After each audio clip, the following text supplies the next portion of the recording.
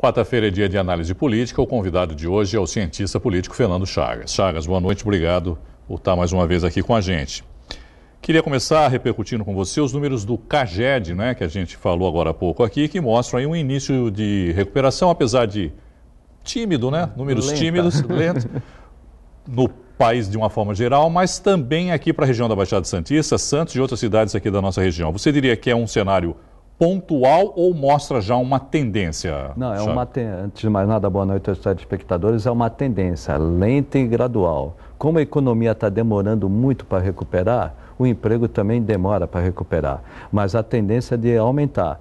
Dificilmente nós baixaremos de 2 dígitos de percentual do desemprego antes de 2024. Mas ele antes de 2024? A tendência é ser muito lento, bem lento. O que tem de importante, né? A construção civil começou a se recuperar, pontualmente também a indústria da transformação começou a se recuperar e a prestação de serviço. Então isso mostra, não vamos dizer um otimismo, a prestação de serviço alento. É um grande gerador também. É o maior gerador, mas principalmente pela mão de obra menos qualificada, né? Vamos dizer, é um ânimo que se dá para aquele que está desempregado, está subempregado, em buscar emprego e ter uma colocação no decorrer do tempo, mas vai ser um espaço ainda muito longo, que eu disse, só vai baixar para 2 dígitos, 10% de desempregado só em 2024. No final do mandato do atual presidente. Ainda passa. Né? Ainda passa. Até porque o desemprego também ele não é só conjuntural. Nós temos um desemprego conjuntural no Brasil que foi devido à recessão de 2 anos, a estagnação que já vai entrar no 3º ano de estagnação. Mas o desemprego tecnológico, que é estrutural, que é no mundo inteiro. Então nós estamos vivendo uma fase de adaptação daquilo que era tudo mecânico para hoje, que está tudo eletrônico e tecnológico.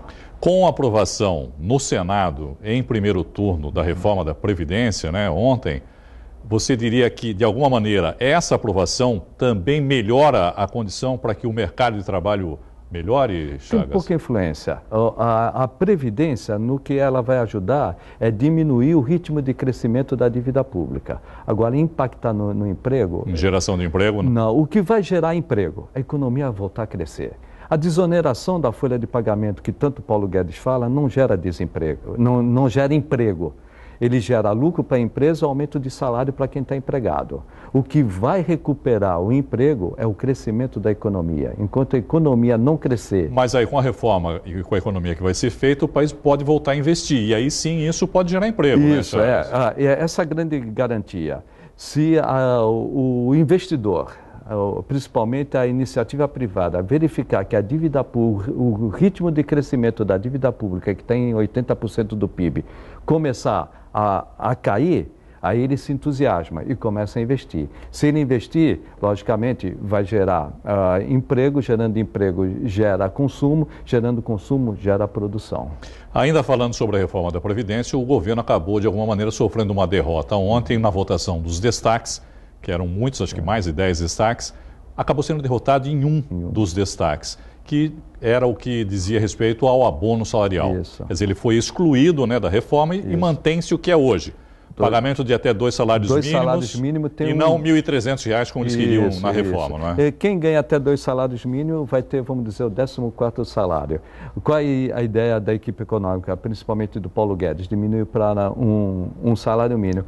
Por que isso ocorreu? Justamente é o que a reportagem do Santa Cecília mostrou, é a questão da divisão dos royalties. É isso que eu ia falar, quer dizer, isso daí já gerou um decréscimo, né, de economia de 76 bilhões de reais. Isso. Quer dizer, está desidratando cada vez mais. Começou com 1,1 trilhão, já está alguma coisa em torno de 800 bilhões, né, hoje. E nós comentamos isso aqui, Irene, a última vez que eu tive, que ficaria entre 800 e 900 bilhões em 10 anos. E o governo ficou com medo de perder ainda mais, né? Mas acabaram votando da forma como estava, só perdeu nesse destaque, né? Tem o segundo turno. Tem o segundo turno. Ou se ajeita esses royalties, dando para municípios e estados, e garante isso, até com uma medida provisória antes do leilão, ou então podemos ter até um atraso na aprovação em segundo turno da reforma da Previdência. Em vez de ser para o dia 10, pode ser lá para o dia 20. Essa PEC que vai ser votada, deve ser votada, né? Estava na Comissão de Constituição e Justiça ainda também. que redistribui os royalties do petróleo. É justo essa redistribuição? Quer dizer, todos os estados e todos os municípios passam a receber os royalties, não é? Eu tenho restrição. Eu entendo que os royalties que são uma compensação pelo impacto negativo que a exploração do gás e do petróleo... Pelos danos que podem ser causados, por exemplo, aqui na Bacia de Santos tem um vazamento, a cidade sofre com esse vazamento. Aí ela teria que ser compensada por isso. Por exemplo, no caso de Bertioga. A Bertioga passa toda a tubulação do gás de petróleo. Ali tem um impacto ambiental, então Bertioga ela tem que ser compensada. Agora, um município que não tem a menor relação com a exploração e produção de petróleo, ele também vai ter esse benefício. Isso não é tributo. Isso, na realidade, é uma compensação pelo impacto negativo. Mas é que é um bolo gigante e todo mundo fica com o olho grande, né? Como a gente costuma dizer. Está todo mundo quebrado, né? Todos os municípios estão quebrados. Agora, os estados e municípios, todos querem participar desse bolo, mas os estados e municípios não querem participar da reforma da Previdência, não é, Chagas? Que está numa PEC paralela. Isso. Você acha que passa essa PEC paralela? Essa PEC paralela vai para a Câmara e, dependendo da situação, ela não passa na Câmara. Ano que vem nós temos eleições municipais. Se não aprovar a PEC do petróleo, aí com certeza não passa. Não passa, não há a menor chance, né? E essa PEC paralela, ela vem como um cavalo de Troia. Ela traz de novo a capitalização.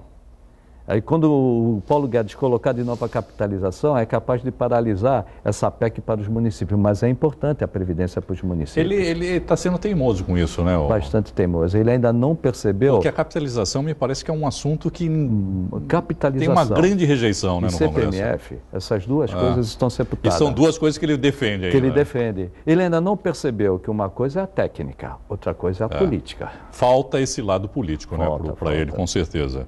Agora, mudando um pouquinho de assunto, rumores dão conta de que o presidente Jair Bolsonaro pode deixar o PSL, partido pelo qual ele foi eleito. Quais seriam as razões para essa mudança?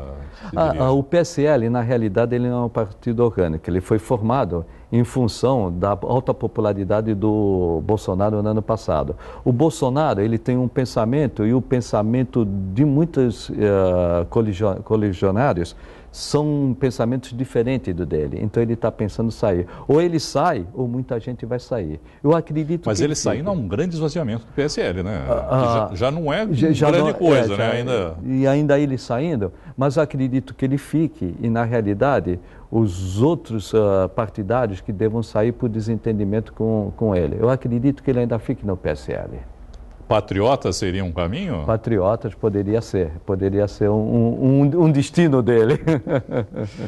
Bom, para a gente terminar esse nosso papo com o Chagas, com a decisão do STF que pode anular todas as sentenças relativas à Lava Jato, a tese de que os réus incriminados por delatores têm direito à última palavra no processo. Tudo isso começou, né, com o Bendini, né, do Banco do Brasil, com o advogado alegando Torão, que ele deveria ser o último a falar, né, a defesa dele em relação a quem delatou. Porque se o cara fez uma delação, ele não conseguiu se defender. Sem discutir se é justo ou não é injusto. É um princípio constitucional. A ampla defesa, o direito ao contraditório. O réu, ele sempre é o último a falar. O Torão, que é o advogado do Bendini, percebeu que ele, como delatado, não tinha sido o último a falar, o último a falar foi o delator. As alegações finais do processo, né? Alegações finais. Então, anula tudo que veio depois lá da primeira instância. É importante as pessoas entendam isso, quer dizer, não anula o processo como um todo, anula, a partir do momento das alegações finais, retoma, vai lá para a primeira instância, nas alegações finais, retoma a partir dali, não anula todo o processo. Agora, a repercussão disso, nós vamos ver amanhã na decisão do STF. Qual vai ser a decisão?